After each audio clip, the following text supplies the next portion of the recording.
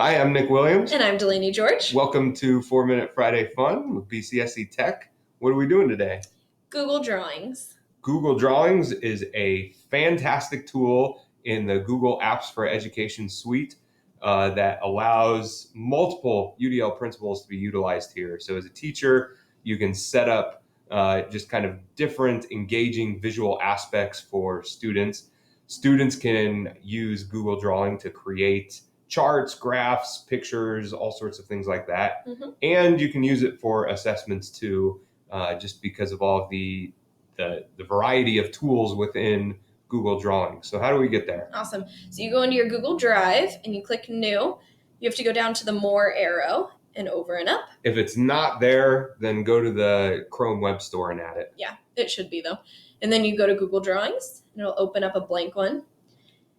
And it looks pretty boring. Yeah, that looks not engaging at all. What you're going to do is you can come over here to your Insert button. You can insert text box, image, charts, bar, column, line, pie from sheets. Yep. Word art. You can do all kinds of lines and arrows, shapes, call outs, tables. And you can also insert like comments and stuff like on regular Google. So it has all the same sharing collaborative features as it does. Docs and Sheets. Yeah. So if you go into images, it's just like on other Google apps where you can search Google for an image. So let's do Thanksgiving's coming up. Let's do a turkey. Oh, this is a cute little penguin turkey. Yeah, it's clip art. Yes, clip art for you. Hey, it's okay. It's cute.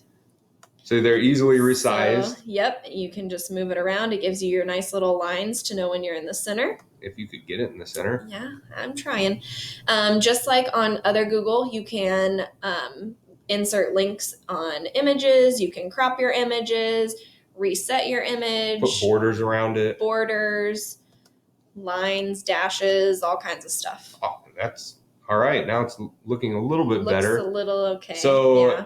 Besides just putting in pictures, can you show us some applications of this? Yeah. So like here, one teacher had this and they used it as like a parking lot. And so after their discussion, they had their kids write their exit tickets on here and then they put it up on the cork board, and these are pretend to be like sticky notes, and so they could put them up. So all of this gray space on the side, Mm-hmm. if you go back to the turkey, this is usable space. So you could really drag the turkey over there, and then your canvas would still be this part, and you can even resize that, which is what they've done on this one, correct? Yeah.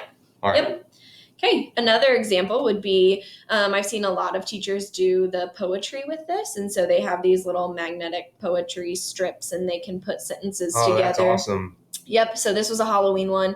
They also did like a retro fridge, like these were magnets getting stuck to it, and obviously it's all totally editable, so you can make them whatever words you want. Now, for things like this, we wouldn't want all of the kids in at once, so we have them force a copy. Yeah, so up top where it says edit, if you erase where it says edit and type in copy, and you give that link to your students, it'll make them force a copy.